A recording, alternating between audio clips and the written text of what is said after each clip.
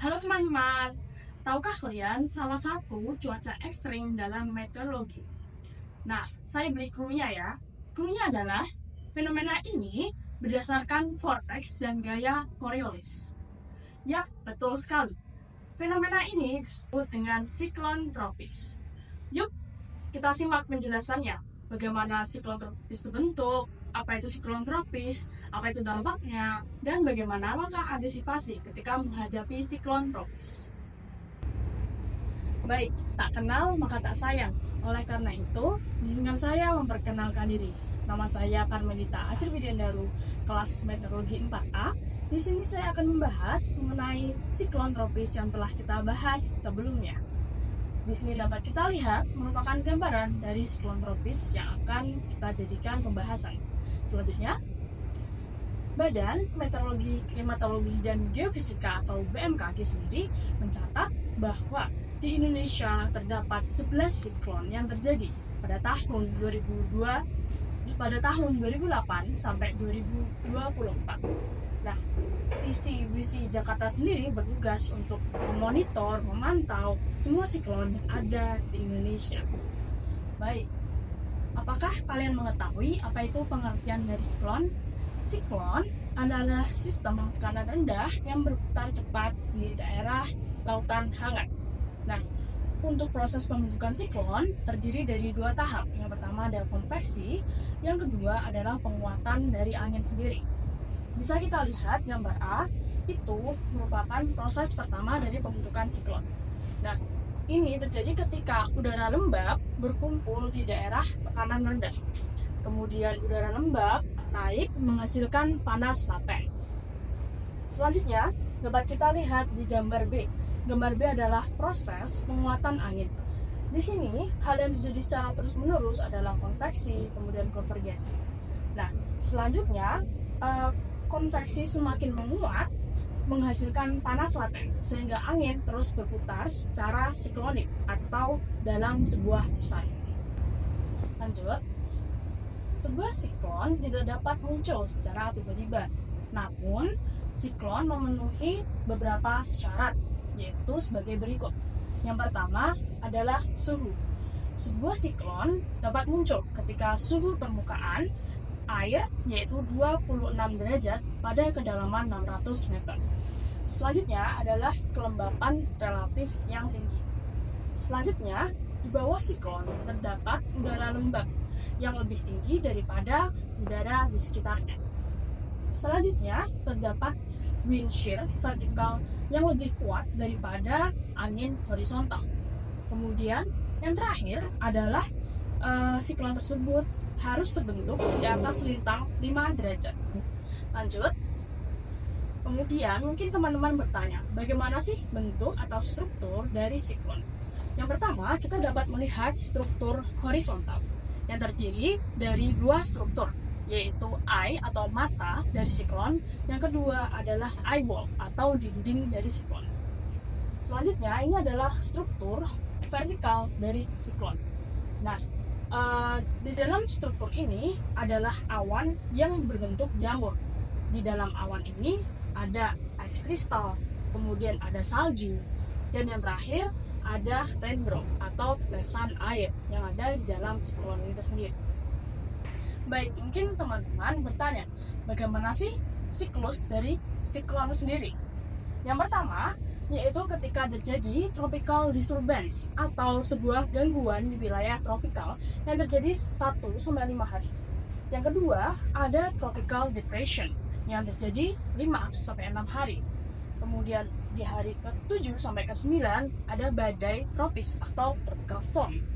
Selanjutnya ada tropical cyclone yang biasa kita alami di hari ke-10 dan ke-15. Selanjutnya yang terakhir, ketika sebuah siklon tropis itu mengarah ke daerah subtropis, kita sebut dengan extra tropical transition ketika siklon tersebut keluar dari wilayah tropis. Dan ini terjadi di hari 16 sampai 17. Baik teman-teman, mungkin kalian bertanya, di mana sih lokasi dari siklon itu terbentuk? Nah, dapat kita lihat di penampang dunia ini. Nah, Warna jingga merepresentasikan di mana banyak siklon yang terbentuk. Nah, di sini ada Januari sampai Maret itu banyak terbentuk di lautan benua India. Kemudian di sini pada bulan Juni sampai Desember siklon banyak terbentuk di benua Pasifik, di lautan Pasifik. Selanjutnya pada Juni sampai Oktober kita dapat mengetahui bahwa siklon banyak terbentuk di lautan Pasifik dan seterusnya. Tadi kita sudah membahas di mana sih siklon biasanya terbentuk. Namun bagaimana dengan siklon yang ada di Indonesia? Perlu teman-teman ketahui bahwa pada tahun 2024 terjadi siklon yang dinamakan siklon Anggrek. Dapat kita lihat di sebelah sini. Kemudian dapat kita lihat bahwa bibit siklon terdapat di sebelah sini yang dinamakan bibit siklon 99S. Nah, penampang ini merupakan gambaran dari satelit Himawari pada tanggal 16 Januari 2024. Lanjut, bagaimana sih dampak dari siklon yang diperkirakan oleh BMKG tadi menggunakan satelit Himawari? Yang pertama, yaitu siklon berdampak pada angin, kemudian hujan, kemudian gelombang. Nah, BMKG sudah menyatakan beberapa kategori, yaitu pertama, hujan. Siklon menyebabkan hujan itu di kategori hujan lebat sampai ekstrim ketika terjadi siklon.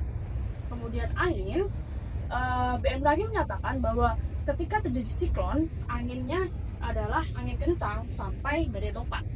Kemudian ketika terjadi gelombang, kategori gelombang yang terjadi ketika siklon adalah gelombang tinggi sampai sangat ekstrim, tergantung di wilayah mana siklon itu terbentuk. Baik, selanjutnya bagaimana sih untuk mengantisipasi dampak dari siklon?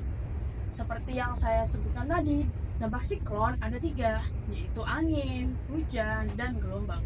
Nah, oleh karena itu, untuk mengantisipasi siklon, kita memerlukan langkah. Yang pertama adalah menghindari kegiatan pelayaran. Kedua, menghindari daerah yang rawan bencana, seperti longsor, kemudian seperti banjir. Selanjutnya, yang ketiga adalah kita terus-menerus memonitor peringatan dari BMKG. Nah, seperti yang kalian lihat di gambar, ini adalah TCWC Jakarta atau Tropical Cyclone Warning Center di Jakarta. Nah, di website ini kalian dapat melihat apakah di hari kalian ingin berlayar atau ingin melakukan kegiatan outdoor, adakah siklon tropis yang terjadi di hari itu. Nah, gambar warna merah di sini adalah siklon yang terbentuk di daerah wilayah TCWC Jakarta yang merupakan tanggung jawab dari BMKG. Selanjutnya, di wilayah ini adalah daerah di mana BMKG hanya memonitor sebuah siklon. Ketika siklon terbentuk di daerah warna kuning, BMKG tidak mempunyai hak untuk menamakan sebuah siklon.